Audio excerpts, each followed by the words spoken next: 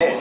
Well, we're going to do a dry aged beef, and we're going to pair it with some textures of milk and potatoes and a little bit of sage and some garlic. So it's based on a classic steak dish, but we've modernized it a little bit. So this is your recipe, basically? Yeah, I mean, we developed this dry aging technique in our own kitchens, and we were able to get an amazing umami flavor out of the beef. So I think we should get started. So what are the ingredients of your dish? Well, let's start with the steak. We're going to be using the ribeye. We've got fresh sea salt, black pepper, olive oil, and butter. And this is how we cook the steak. Let's do it. Okay, let's go. So we're going to turn this on. Yep. Put the steaks onto a clean board.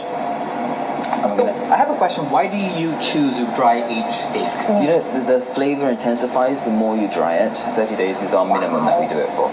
So we're going to add some sea salt to this. And we're going to be liberal with the salt. I mean, I'm not shy of using salt. It's one of my favorite ingredients. And I like to season from a high up point of view so that it covers the whole thing. And we'll use the fresh black pepper if there is. Again, we're going to be very liberal with this. I mean, we want the flavor to be on there. I'm going to flip it over and do exactly the same on each side. Can't wait to try this. I know. Right? I'm excited. It's our first steak on the show. Yes. Yeah, well, there you go.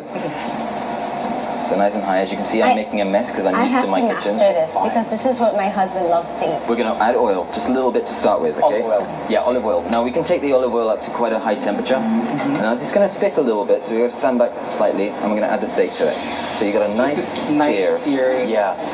And this oil, you know, we can take the temperature up nice and high. It's not going to burn, and we leave that there for about 4 minutes. Okay, so Chef, how long? Wait, how old are you again? 29. 29. I'm older.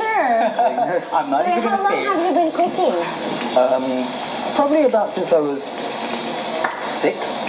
Really? Wow. Yeah. What From your started it parents? all? Yeah, from my parents. My mum was a single mother, so she was always scared that when she would get sick, you know, who was going to cook for us. So she would teach us at a younger age, bearing in mind she's in the trade. Yeah. So she had restaurants and hotels, so it was a natural thing for her to teach us. So it's easier for you since they had restaurants already, then it's I easier for you to literally learn lived everything. in kitchens, you know. This was back in England. This was back in England and in Spain. So I lived in Spain as well.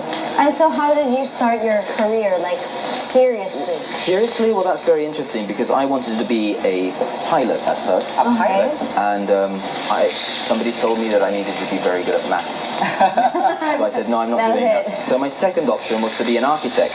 And lo and behold, I needed to be good at maths as well, for architecture. Measurements. That's right. So in the end, I was left with carrying on the family trade. Yes, see, we've got a nice char going on, okay? Nicely seared. Wow. You want that char to be there. You can smell it and it's You can fantastic. definitely smell that. I'm going to add some butter to this. Yep. And if you have a spoon, we're going to use a spoon for this one. I'm going to put a nice large amount of butter in that.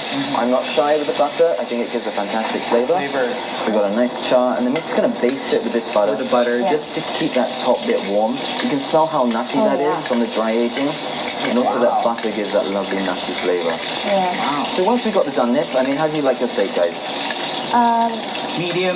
Medium, fine. We were looking all the flavor. We're about there on medium now, so we're going to take this and rest it on the board. I'll get the board for you. Quick. Alright, I'm going to take this out. Now this is a very important part, is resting this steak so that we keep those juices inside and we don't lose them. And now, what do we make next? We're going to make mashed potatoes.